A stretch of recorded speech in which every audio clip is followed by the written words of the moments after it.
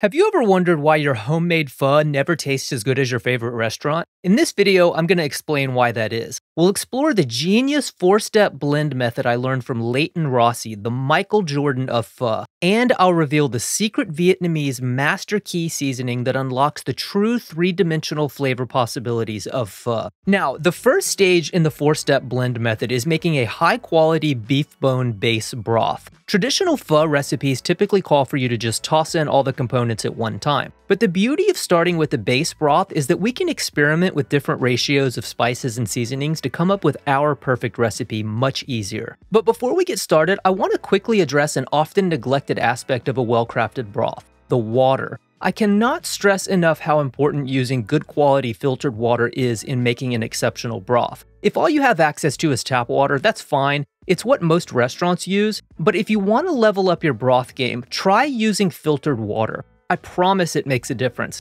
And if you can find reverse osmosis filtered water at your grocery store, this is what the best restaurants and coffee shops use. Now, for the bones, I want to give you a super quick rundown on the basic kinds you'll find at most grocery stores. The most common from what I've seen is what is labeled as soup bones. And this is generally a mixture of leg, neck, and knuckle bones left over from the butchering process. And these are perfectly fine to use for our broth. They're typically a couple bucks per pound, and they should be widely available. What you want to avoid is using only neck bones. And these are fine if you have just a bit of them in your mix. The problem is that neck bones typically yield an anemic broth that has some flavor but is very low in collagen. Some people swear by oxtail, but in spite of being prohibitively expensive now, an exclusively oxtail broth is also super weak flavor-wise when compared to the much more economical soup bones. And although oxtail is great as a meat for pho, I would stay away from using it for the base broth. If you can find marrow bones, these are the absolute best. Sometimes you'll find them labeled as femur or center cut bones, and they might be a bit more pricey than other cuts, but they're generally still inexpensive, and they will also give you the richest broth with the best meaty flavor.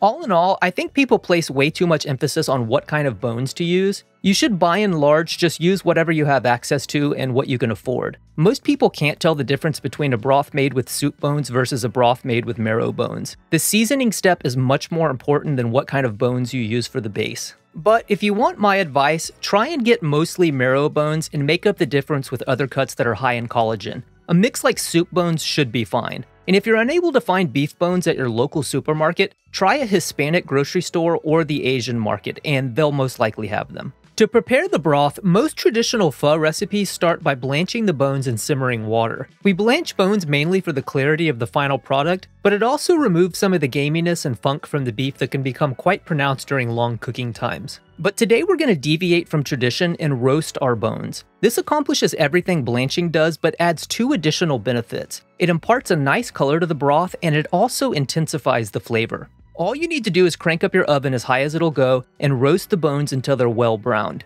I roasted these for about half an hour. Then wash off the scum that has been released from the bones, making sure not to dislodge any of the marrow. Today we're making what is called a 1-to-1 base broth. This means for every 1 kilogram of bones, we'll be using 1 liter of water. The weight of both is the same, hence the name 1-to-1. This ratio simmered for 24 hours will yield an intensely rich, concentrated beef broth. But there's a problem. With cooking times that long, there's going to be a lot of evaporation, and it's going to throw off the ratio. So how do we remedy this? We'll need to add a bit of extra water to account for evaporation. So here I've got 5 kilograms of roasted and washed beef bones, and to that, I'll add 5 liters of water. There's our 1-to-1 ratio, but I'll also toss in 30% more water to account for evaporation. And after 24 hours, this should get us very close to the 5 liters of water we're hoping to end up with for a true 1-to-1 beef base. Then bring it up to a light simmer and drop it down so you barely see a bubble pop up here and there. And you may even want to drop the temperature a bit below this. If you see it reducing too much in the first several hours, reduce the heat even further and add a bit of water to top it back up. But you want to leave it alone as much as possible. Adding a lid that's just off the pot to allow for some evaporation will prevent the broth from reducing too much. After you've achieved the faintest simmer, set a timer for 24 hours. Adjust the heat if you ever see it simmering too vigorously or if the broth is reducing too much. If you notice any foam, you can skim it off,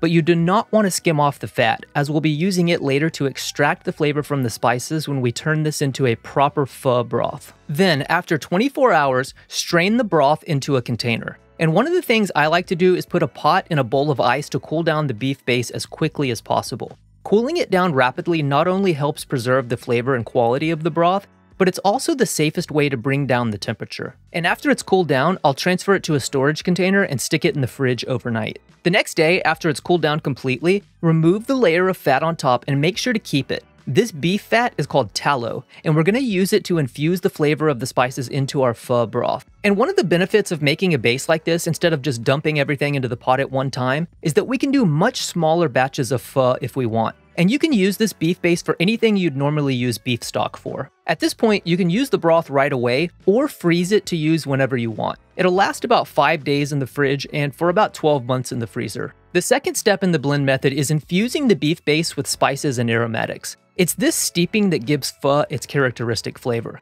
There are tons of spices used in Vietnamese cuisine, but I'll give you a quick overview of the most common ones you'll see. The holy trinity of spices, at least in southern Vietnamese style pho, are black cardamom, star anise, and cinnamon. Less commonly, you'll also see spices like coriander seed, clove, and fennel. Every home and restaurant has its own personal mixture of spices, and you'll have to experiment to find what you like. But I like to keep things simple, so I only use black cardamom, star anise, cinnamon, and a tiny bit of cloves. And a quick note on some of the spices. I see a lot of people, especially in the West, using green cardamom in their pho. This is fine, but it's not traditionally used in Vietnam. Whereas green cardamom has a sweet, floral, delicate flavor that is better suited for desserts in Indian cuisine, the black version, which kind of looks like a nutmeg pod or a burnt pecan, has a smoky, woody aroma and flavor. It's difficult to explain. It somewhat tastes of the smell of smoke from a campfire. That's the best way I can describe it. For the cinnamon, we typically use the Ceylon variety in the West, but in Vietnam, they use a different species called Saigon cinnamon.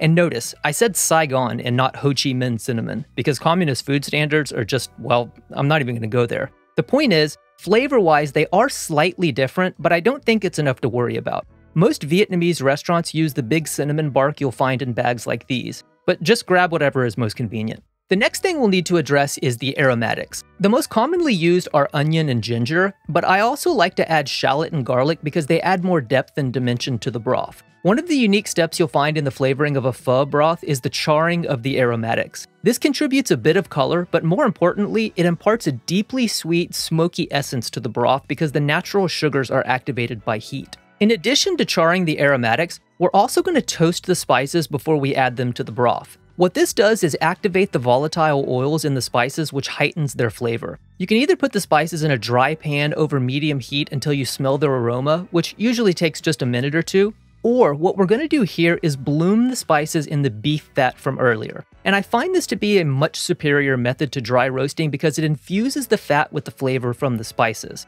Firstly, fat carries flavor, and second, the volatile oils from the spices are fat-soluble, meaning the flavor compounds are carried and dispersed through the broth much more effectively in fat than in water. For the protein, you'll customarily find both rare and well-done meat in pho. The rare meat is typically a lean cut sliced thinly so that it cooks immediately when the simmering broth is poured over it. The reason lean cuts are used for rare meat is because fat at room temperature is texturally unappealing, and the quick cooking time in the broth wouldn't allow for it to render properly. The most popular cut used in traditional pho for rare meat is eye of round, and this is a great choice because it's relatively inexpensive and easy to find. If you're wanting to go really gourmet, I've also seen sirloin or even tenderloin in rare cases, no pun intended, both of which are relatively lean cuts that would work well. Rump can also work in a pinch, but I find it's the least flavorful of all the lean options. If you live near an Asian grocery store, you can usually find these pre-portioned, thinly sliced shaved cuts which are used in some hot pot style dishes. These are great if you don't want to mess with slicing the meat yourself. But to make it at home, you'll want to slice whatever cut you get as thinly as possible against the grain. If you're having trouble shaving it thinly enough, try tossing it in the freezer for about 10 to 15 minutes. This will firm it up and make it much easier to slice. For well-done meat, the two most popular cuts I've seen are flank steak and brisket. Either will work fine for our pho, but today we'll be using brisket because I feel like this is the one that really defines a traditional pho. Also, as a Texan, anything less than brisket would be uncivilized. But if you're looking for a less expensive option, chuck steak also works well. And you don't have to buy a whole brisket. You should generally be able to find smaller cuts like these at your local grocery store. And the second step in Layton's blend method is infusing the beef base with spices and aromatics. So we'll start by heating our oven to the hottest setting. Then salt your meat all over and lay it in a roasting pan along with the sliced onion, ginger, shallot, and a head of garlic sliced in half. When you're up to temp, toss in the roasting pan and bake until your brisket is well browned, usually about 15 to 20 minutes. We're not totally cooking the beef here as it will finish in the broth, but we're just building layers of flavor. After you're done with the oven, if you want to add an additional layer of flavor to the aromatics, you can grill them over a flame, which is the traditional method, but this isn't mandatory. Then we'll start our broth infusion by adding some of the beef tallow to a pot over medium heat. And you want to use quite a bit. This layer of beef tallow will act as insulation while we're infusing our broth. It'll prevent the broth from evaporating too quickly, and we'll also be using the fat to toast our spices to extract maximum flavor into the broth. Once the tallow is heated, sear the brisket on all sides and make sure it's well browned. Remove the heat and kill the heat and allow it to cool just a little bit. Then add 20 grams of black cardamom, 10 grams of star anise, and 15 grams of cinnamon. Stir it for about 20 to 30 seconds or just until you start smelling the fragrance of the spices. Then toss in 1 gram of cloves and continue stirring for about 15 to 20 seconds longer. You always want to add the cloves last because they're very small, and if they burn, they'll impart a bitter flavor to the broth. Then toss in 2.5 liters of the reserved beef base. Now we're ready for step 3, the pre-seasoning. The third and fourth steps are the most important of the entire process. This is where we can really dial in the true flavor of the pho and make it next level. We'll start by adding approximately 1 ounce of salt. Give it a stir to dissolve and taste it. And what you're looking for is a well-seasoned broth that verges just on the edge of being too salty. We'll be adjusting the seasoning at the end and also diluting it with more broth to make it perfect, so keep adding salt a teaspoon at a time, tasting along the way until you achieve the right flavor. I ended up adding approximately 45 grams in total. Then toss in 40 grams of rock sugar and stir to dissolve. If you've never heard of rock sugar, it's essentially sugar in a rawer form than its more processed counterparts. Whereas white granulated sugar is one-dimensionally sweet and brown sugar has that syrupy molasses note, rock sugar has a much milder, more complex, almost minerally sweetness. And this is what is traditionally used in Vietnamese cuisine. You should be able to find this at most Asian grocery stores, but be careful about getting caught with rock if you're in America. Officer, I swear to God I'm just making pho. Those mandatory minimums are no joke. Then we'll finish the pre-seasoning by adding 20 grams of hat nem. And you're probably wondering, what the hell is hat nem? This is the secret key ingredient that will unlock the true multi-layered flavor potential of your pho and bring it up to a world-class level. If you've always found your homemade pho is lacking a certain something flavor-wise and you just couldn't put your finger on it, this is what you've been missing. Hat nem roughly translates to seasoning. In Vietnamese cuisine, it's added to all sorts of dishes like soups and stir-fries as a general catch-all seasoning to boost the flavor. At some Asian grocery stores, you'll often find it labeled as mushroom or vegetarian seasoning. This version of shiitake hat nem from Pho Bo is a really good one, and it's available on Amazon. At home, I use V-Cook's hat nem nam mushroom granules because that's what I can find at the stores closest to me. But if you want the absolute best hat nem, Leighton offers his own personal blend via his website, and he personally sends out each package from Australia. So if you want to take your pho into the stratosphere, I'll include a link in the video description so you can purchase it directly from him.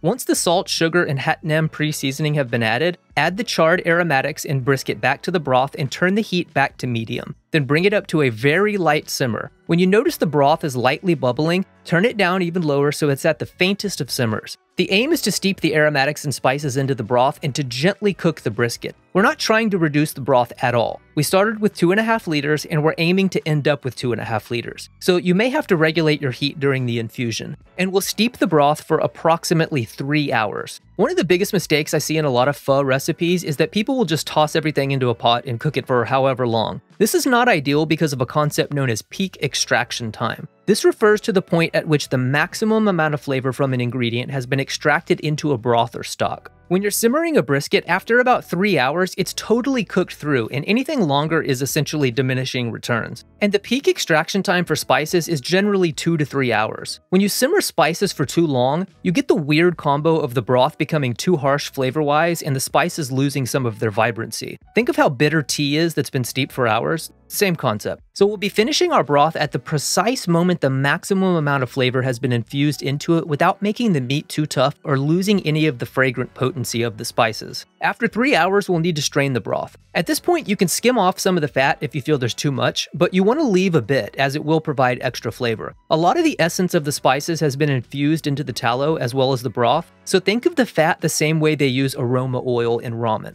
To our strained broth, we'll next add approximately half a liter of the reserved beef base, and this should bring us up to 3 liters, or 6 servings of pho broth. And now we're ready for the fourth and final step, the seasoning adjustment. So let's throw in 10 grams of rock sugar and stir until it's completely dissolved. Then we'll finish with 1 tablespoon plus 1 teaspoon of fish sauce. The reason we're ending with fish sauce instead of adding it at the beginning of cooking is because fish sauce can lose much of its subtle fragrance if it's heated past a certain point. Plus, fish sauce has a tendency to become sour if it's left in a hot broth for too long. So it's much better to use it as a finishing seasoning at the end. This isn't going to make the broth fishy by any means, it'll simply add a boost of savoriness that rounds everything out. Now, you'll see a lot of fish sauce options available at the grocery store, so how do you choose a good one? The most popular choice I've seen at Vietnamese restaurants is Squid brand, by far. It's commonly available and it's very inexpensive. Plus, its only ingredients are anchovies, salt, and sugar, so this is a great option. I've also seen 3 Crabs brand at a few restaurants, but I like this one better for stir fries because it has corn fructose in the ingredients, but it's not bad. If you can find Red Boat, this is the absolute best. Red Boat is a higher end brand that's a bit more expensive, but it's a first press, which makes it like an extra virgin olive oil of fish sauce. Then give the broth a final taste. If you feel it's not sweet enough, add more rock sugar. If you think it's under-seasoned, add more salt or fish sauce. And if it's too strong, dilute it with more of the reserved beef base. And a quick addendum, I want you to take a closer look at our finished broth. A lot of fuss has been made online about pho broths needing to be colorless because any color will supposedly affect the clarity. This is a false notion. Although our broth has a darker shade, you can clearly see that it's unclouded. So I hope this lays to rest the myth that clarity and color are mutually exclusive. Now for the noodles, what you want to look for is a style of thin Vietnamese rice noodle called banh pho. There are several different styles of varying widths that are used in various styles of pho, but most commonly they're about 1/16 of an inch thick and are generally in the shape of a very thin spaghetti or linguine. If you live near an Asian grocery store, they should have fresh banh pho in the refrigerated section, and these are the best. They're the highest quality and they yield the best result. And this is what most Vietnamese restaurants use. If you're not able to track down fresh banh pho, you should be able to find the dried variety in the noodle aisle, and this is what they'll look like. And when you're cooking dried noodles, you always want to rehydrate them for about an hour or 2 in cold water. The reason for pre-soaking is that dried noodles have a tendency to clump together if not properly soaked. And then you'll just boil them for 1 to 2 minutes or until they're done. If you're able to get fresh noodles, you'll just dunk them in simmering water for about 5 to 10 seconds or until they loosen up, making sure to agitate them while cooking so they don't bunch together. And finally, no proper bowl of pho would be complete without the mandatory herb garnishes. Traditionally, pho is served with a plate of herbs so each person can garnish their own bowl, but for our world-class version, we'll be making an herb salad. The most common things you'll find on an herb plate at a good restaurant are onion, green onion, cilantro, Thai basil, culantro, more on that in a second, and sometimes mint. Now, 2 quick notes on the herbs. The style of basil used in Vietnamese cuisine is different than what we use in the West. Sweet or Italian basil, which is more common in Western cuisine, will have a green stem and a milder, sweeter, more peppery flavor. Thai basil, which is what they use in Vietnamese cuisine, will have a purple stem and a more medicinal, licorice type flavor. And secondly, culantro, also known as sawtooth herb or Mexican coriander, basically tastes like slightly more intense cilantro. It'll have little jagged edges like these. It's not that common in the States, but you should be able to find it at most Asian grocery stores or some Hispanic supermarkets. And a side note, if you're ever at a restaurant and they serve culantro with their pho, the place is almost always legit. Here I'm at Pho Dien on Bel Air Street in Houston, and you can see they include it in their herb plate. To prepare the herb salad, we'll start by thinly slicing some onion, preferably with a mandolin to ensure uniformity, and then toss the onions with whatever combination of herbs you like. The only thing that's mandatory is scallion. If somebody asks for no green onion in their pho, serve them double and notify the proper authorities. Then to prepare the final dish, we'll start by heating some bowls. This is something nicer pho and ramen shops will do to ensure they're serving at the ideal temperature. I just toss mine in a warming oven for a couple minutes. Then heat the seasoned broth until it just starts to simmer. Remove the bowl from the oven and add the prepared noodles first. Then layer on the thinly shaved slices of the rare beef. Slice your well-done brisket as thinly as possible and layer it with the rare beef slices on top of the noodles. Then pour half a liter of the simmering broth over the rare beef. The hot broth will cook the rare beef slices so they're just done and they stay as tender as possible. Next, we'll crown our world-class pho with the herb salad and serve it with some slices of lime on the side. And if you're wondering, where's the hoisin and sriracha? You know what? I'm not even going to dignify that with a response. But I promise you, I'm not using exaggerated language for effect. This is the greatest pho you will ever experience in your life. And very quickly, before we give it a taste, I want to give a shout out to Leighton Rossi, whose methods this video is based upon. When I discovered his YouTube channel, Leighton Pho, everything I thought I knew about this dish was turned on its head. He runs one of the most acclaimed pho restaurants in the world called Pho Q Vietnamese Soup Kitchen down under in Australia. So if you want an absolute masterclass on everything related to Vietnam's national dish, please go check him out. He was kind enough to answer all my questions, and nothing would make me happier than if a bunch of you all went and subscribed to his channel. Now, let's give it a taste test and see how we did. This is not only the best pho I've ever had before, it's the best soup I've ever tasted. Number one, hands down.